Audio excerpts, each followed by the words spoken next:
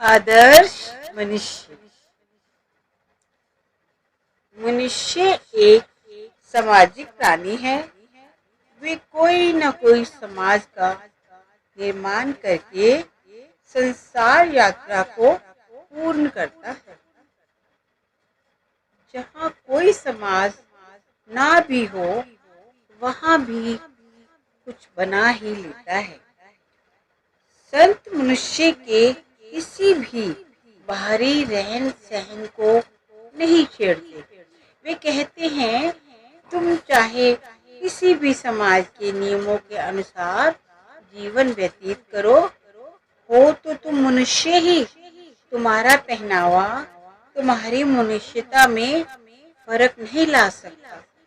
सबसे पहले इंसान बनो तथा सबके प्रति भाईचारा भाव रखो। मानवता के सब गुण धारण करो। सच की कमाई करो। सबके साथ प्रेम, प्यार तथा सहानुभूतिपूर्ण व्यवहार करो। सब जीव उसी एक ही पिता के पुत्र हैं, अतएव हमारे भाई हैं। शरीर से तुम मनुष्य हो, अतएव उससे मनुष्यता की शान प्रकट होनी चाहिए। रूह अथवा आत्मा से तुम मालिक के अंश हो। तुम्हारे अंदर से ईश्वरीयता का प्रकाश निकलना चाहिए। अपनी ईश्वरीयता को पहचानो। वे परमात्मा मनुष्य में है और मनुष्य परमात्मा में है। इंसान सारे अलौकिक भेदों का गुप्त खजाना है। वे एक शीशा है जिसमें मालिक के कमाल की पूरी किरणें चमकती हैं।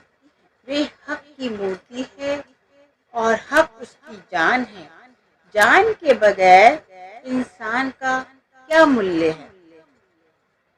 हजरत उतार साहिब फरमाते हैं, ए इंसान, तो अंतर में सारे आलम विश्व की जान है। दोनों आलम तू खुद आप है। तू सब किताबों की माँ है।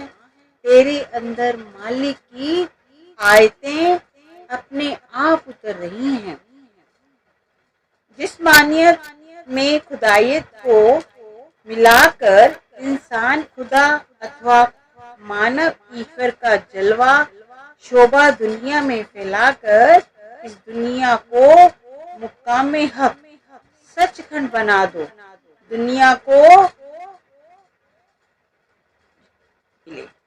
जहाँ दुश्मनों का अंश भी न रहे, जहाँ ऐसे इंसान हो जिनकी सूरत पर हैवानियत व शैतानियत का राज ना हो, जहाँ कोई किसी का हक ना छीने, जहाँ पर धक्केशाही हुकूमत और दंड देने के विभागों की जरूरत न रहे, जहाँ चोरी, जुल्म और अत्याचार का ख्याल तक भी न रहे। सब इंसान खुदाई शान में विचरण करें। सारी धरती पाक लोगों के रहने का स्थान बन जाए, तभी वे वास्तव में पवित्र पुरुषों के रहने की भूमि बन सकेगी और तभी दुनिया ईश्वर के सच्चे और सुच्चे पवित्र बंदों के रहने का स्थान बन सकेगी। मनुष्य के सम्मुख एक ही आदर्श है, वे है पूर्ण मनुष्य बनने का। आदर्श मनुष्य बनो जो रूहानियत का स्वरूप हो। सेंट पॉल फरमाते हैं कि तुम ईश्वरीयता की शान में पूर्ण हो। सब धर्मों में उन आदर्श मनुष्यों की पूजा की आज्ञा है जो मालिक से अभेद है तथा दुनिया के सामने उस अविनाशी परम पुरुष का आदर्श रख रहे हैं। भगवत गीता में जिक्र आया है कि इस संसार रूपी वृक्ष की जड़ें आत्मिक मंडलों में है और शाखाएं धरती की ओर। मनुष्य की जड़ें भी ना नजर आने वाली ईश्वरीयता के अंदर है। उसका शरीर चाहे जाहिरी दुनिया में बंधा पड़ा हो, पर रूह उसकी अविनाशी है। हमारी चेतन हस्ती के पीछे हमारा भी अलौकिक भेद है, जिसके बिना हमारी चेतनता काम नहीं कर सकती। हमारे अंदर की चेतनता कुछ गुप्त तथा कुछ प्रकट है। हमें उस चेतनता को प्राप्त करना चाहिए जो शरीर, मन और इंद्रियों से स्वतंत्र है। संसार में ऐसी ईश्वरीय ताकतें आती रही हैं तथा इस आदर्श को दुनिया के सामने रखती रही हैं। गुरु नानक साहिब से लेकर गुरु गोबिंद सिंह जी तक सबने सिख अथवा खालसा का उच्च आदर्श संसार के सम्मुख रखा।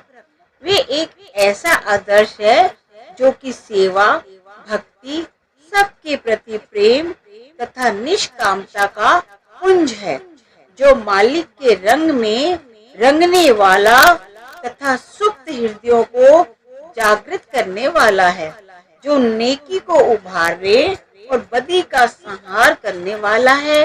वे एक अद्भुत, अलौकिक और अगम मालिक की चित्रकारी का नमूना है, जो धार्मिक अभिमान तथा संकीर्णता से मुक्त है।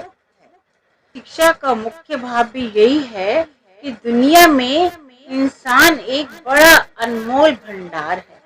धन दौलत, सोना चांदी तथा अन्य सामान जो मनुष्य प्रयोग में लाता है, कीमती नहीं, बल्कि उनका उपयोग करने वाला इंसान स्वयं अनमोल है। रस्किन कहता है कि जिंदगी से बढ़कर और कोई दौलत नहीं।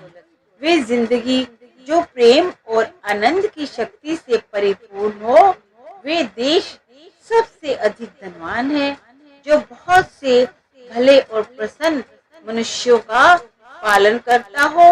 वे मनुष्य सर्वाधिक धनवान है, जिसने अपने जीवन में पूर्णता प्राप्त कर ली हो तथा जिसके निज प्रभाव और दौलत से दूसरों के जीवन को अधिक से अधिक लाभ पहुंचता हो। ऐसी हस्तियां सारी दुनिया के उद्धार का कारण बनती हैं।